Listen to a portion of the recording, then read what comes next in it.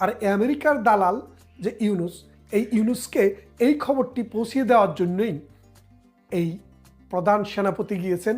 প্রধান সেনাপতি গতবারে বক্তৃতায় কি বলেছিলেন যে দেশের সার্বভৌমত্ব, আমি আপনাদেরকে সতর্ক করছি, দেশের সার্বভৌমত্ব বিনষ্ট হবে।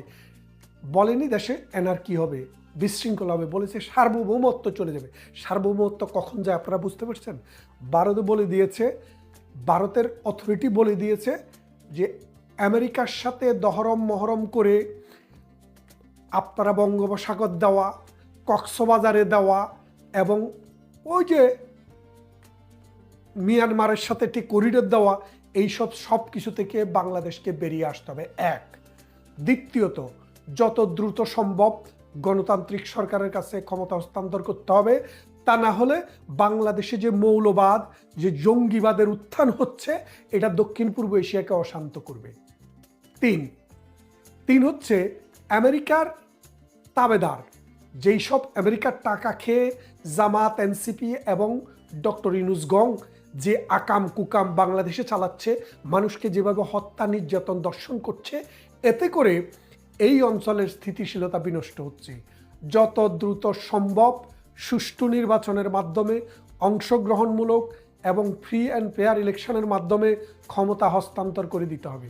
এই ইস্যুগুলি ভারতের উচ্চ পর্যায় থেকে আমাদের সেনাপ্রধানকে বলে দেওয়া হয়েছে, তিনি সেটি কনভে করেছেন।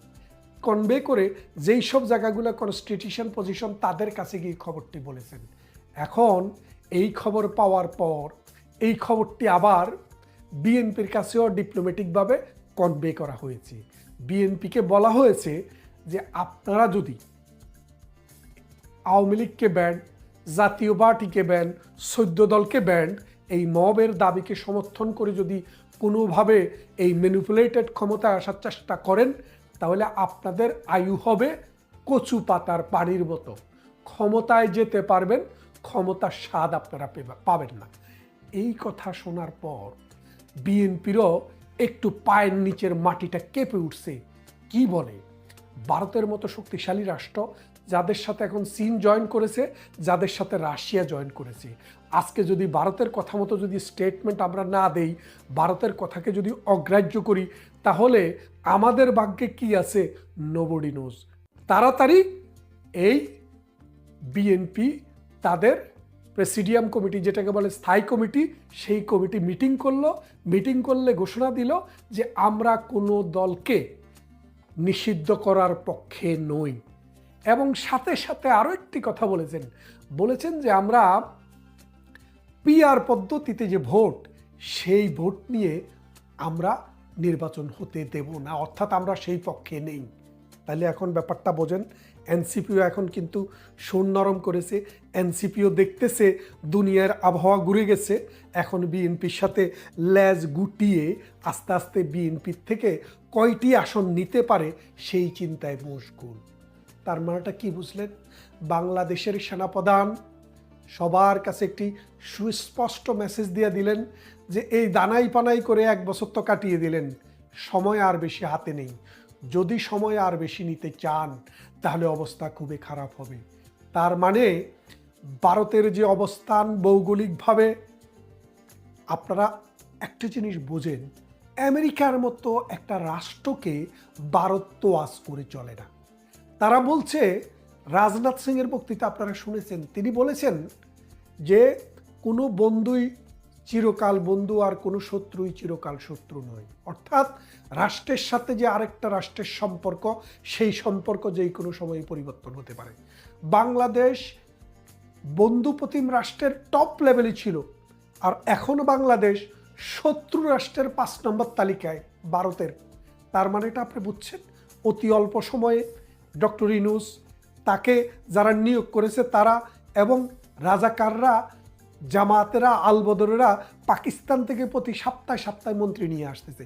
মনে হয় যেন পাকিস্তানে সোনার খনি আছে, এই সোনার খনি দিয়ে বাংলাদেশ 2 তালা করে ফেলবে, 3 তালা করে ফেলবে, নাকি 7 তালাও করে ফেলে।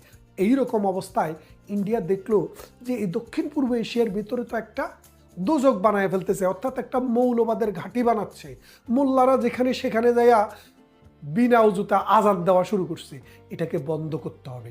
এই বন্ধ করার জন্যই ভারত কিন্তু সোচ্চার হয়েছে। ভারতের যে সোচ্চার এটা আপনারা বুঝবেন ওই সেনাবাহিনীর দৌড়টা যদি একটু দেখেন। সেনাবাহিনী কিন্তু এমন দৌড় দৌড়িয়েছে, একবার চিফ জাস্টিস, একবার প্রধান উপদেষ্টা, আরেকবার প্রেসিডেন্ট, আর বড় কোনো জায়গা নাই দেখে তারা যেতে পারেননি।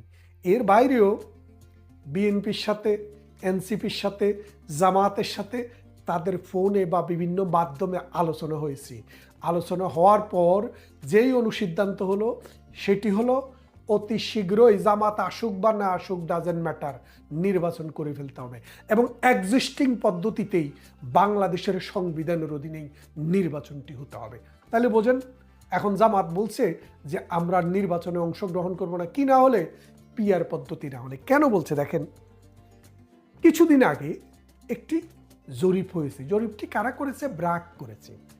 এই ব্র্যাকের জরিপে যে জিনিসটি এসছে সেটি হলো যে বাংলাদেশে এনসিপি, বিএনপি এবং জামাত এবং তাদের যে দোসর দলগুলো আছে, ইসলামিক দলগুলো আছে, তাদের পক্ষে বাংলাদেশের 100 জন ভোটারের মধ্যে মাত্র 32 জন ভোটার, আর বাকি 68 জন ভোটার বিএনপিও চায় না, জামাতও চায় না, এনসিপিও চায় না, পাকা মার্কাও চায় না, মৌলবাদী অন্যান্য যে জঙ্গি দল আছে তাদেরকেও চায় না। তাহলে কাকে চায়? আওয়ামী লীগকে চায়। তার মানে ডাইরেক্টলি ইনডাইরেক্টলি বাংলাদেশের 68% মানুষ বর্তমান ব্যবস্থা, বর্তমান আইন, বিচার, শাসন এবং সরকারের বিপক্ষে। এই সরকারটি কার? জাতীয় বিএনপির। এই সরকারটি কার? জামাতের, এনসিপির এবং ওই চরমোনাইয়ের। তো এই সরকারের যে অবস্থান আজকে, এই অবস্থানের উপরে ভিত্তি করে যে জরিপটি হয়েছে, বাংলাদেশের মানুষ ক্লিয়ার জবাব দিয়েছে যে আমরা এই সরকার, এই জামাত, এই বিএনপি, এই এনসিপিকে চাই না। আমাদের দেশকে যারা ভালো চালিয়েছে এবং ভালো চালাতে পারবে, যারা এই দেশকে উন্নত করতে পারবে, মানুষের জীবন বদলাতে পারবে, সমাজ বদলাতে পারবে, মাথাপিছু আয় বৃদ্ধি করতে পারবে, শিক্ষা ঘরে ঘরে পৌঁছিয়ে দিতে পারবে, বিদ্যুতের আলো ঘরে ঘরে দিতে পারবে, ট্রান্সপোর্টেশন, কমিউনিকেশন, হেলথ বাড়াতে পারবে, আমরা তাদেরকে চাই। গত 15 বছর থেকে প্রধানমন্ত্রী শেখ হাসিনা একটা গরিব রাষ্ট্রকে এমন একটা জায়গায় নিয়ে গিয়েছে, পাকিস্তানের চাইতে 2.5 গুণ বেশি ধনী হচ্ছে বাংলাদেশ, শ্রীলঙ্কার চাইতে 3 গুণ ধনী হচ্ছে বাংলাদেশ, নেপাল, ভুটান, আফগানিস্তান, মায়ানমার, এদের কথা আর বললাম না। তাইলে আপনি হিসেব করে দেখেন যে দক্ষিণ পূর্ব এশিয়ার এই দেশটিকে অশান্ত করার জন্য ডক্টর ইউনূস নিয়োগ করেছিলেন পিয়ার পাম, ওই আমেরিকা থেকে লবিস্ট নিয়োগ করেছিল। আপনারা জানেন আবু বক্কর মোল্লা নামে জামাতের ইউরোপীয় মুখপাত্র নামে একজন ব্যারিস্টার আছে, যার সাথে আমারও ব্যক্তিগত সখ্যতা আছে, পরিচয় আছে, এবং অসংখ্য টেলিভিশন শোতে, অন্তত 50টি টেলিভিশন শোতে তার সাথে আমি কথা বলেছি। তিনি সাম্প্রতিক একটি শোতে বললেন যে প্রধানমন্ত্রী শেখ হাসিনাকে মানে এই ক্ষমতা থেকে নামানোর জন্য, বাংলাদেশের ক্ষমতাটাকে কুক্ষিগত করার জন্য আমেরিকার যে ফার্মটি ডক্টর ইউনূস নিজের টাকা দিয়ে নিয়োগ করছিল, ঠিক একই ফার্মকে জামাতও টাকা দিয়ে নিয়োগ করেছিল। আমি ভিডিওটি আজকে দেখলাম। তার মানে ডক্টর ইউনূস এই গ্রামীণ ব্যাংকের টাকা এখান থেকে ওখান থেকে এইভাবে ওইভাবে মানে 40টা 50টা কোম্পানি ঘুরাইয়া যেভাবে বাইর করি নেয়, ওটা নিয়ে আমেরিকাকে পিয়ার ফার্মকে দিয়েছে। ওই পিয়ার ফার্ম জামাতও নিয়োগ করেছে। অর্থাৎ জামাতের পিয়ার পাম্প আর ডক্টর ইউনূসের পিয়ার পাম্প সেম কোম্পানি। তাহলে এখন তো বুঝছেন, কথায় বলে না সরে সরে খালতো ভাই, এই খালতো ভাইদের কাজ কারবারে আজকে বাংলাদেশ দূষিত, বুলণ্ঠিত, বাংলাদেশকে আজকে আফগানিস্তান, সোমালিয়া এইরকম অবস্থায় নিয়ে গেছে। এই বাংলাদেশে বিবিসি গতকাল একটা রিপোর্ট করেছে, মহিলা বলছে যে জামাই, নিজের মেয়ের জামাই এবং ছেলে মেয়ে নিয়ে থাকে, অনেকেরই গার্মেন্টস বন্ধ হয়ে যাওয়াতে কাজ নাই। এখন আগে যে টাকাটা রুজি করতো 1000, এখন সেটা হয়ে গেছে 500। এটা দিয়ে এখন ডাল ভাত খায়, মাছও কিনতে পারে না, মাংস তো চোখেই দেখে না। তার মানে মানুষের লাইফের কোয়ালিটি অলরেডি ডিটেরিয়েটেড ইন বাংলাদেশ। তার মানেটা কি দাঁড়াচ্ছে? যে বাংলাদেশ আসলেই একটা অন্ধকার গলির দিকে চলে যাচ্ছে। ভারত এখন যে উদ্যোগ নিয়েছে, ভারতের কথা হচ্ছে বাংলাদেশের মানুষের শাসন করবে, এটাতে আমাদের কোনো সমস্যা নেই, কিন্তু বাংলাদেশ আইনের ভিত্তিতে শাসিত হতে হবে। বাংলাদেশে মৌলবাদী আসতে পারবে না, জঙ্গি আসতে পারবে না, অনির্বাচিত সরকার আসতে পারবে না।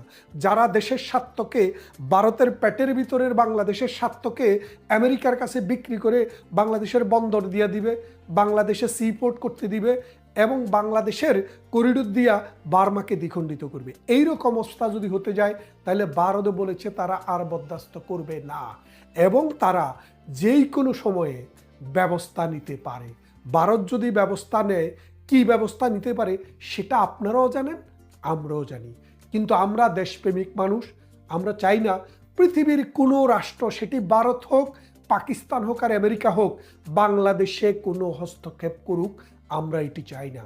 বাট আজকের যে অবস্থা হয়েছে, আফগানিস্তানে এসে প্রথমে রাশিয়া, পরে আমেরিকা, পরে ব্রিটেন যেভাবে হামলা চালিয়েছে তালেবান জঙ্গিদের বিরুদ্ধে, সিরিয়াতে যেভাবে পুরো পৃথিবী যুদ্ধ করেছে জঙ্গিদের বিরুদ্ধে, লিবিয়াতে যেভাবে জঙ্গিদের বিরুদ্ধে যুদ্ধ করেছে পুরো পৃথিবী, এসে ইরানে যেভাবে জঙ্গি বলে তাদেরকে আক্রমণ করা হয়েছে, এইরকমভাবে বাংলাদেশও আক্রান্ত হোক, আমরা সেটা চাই না।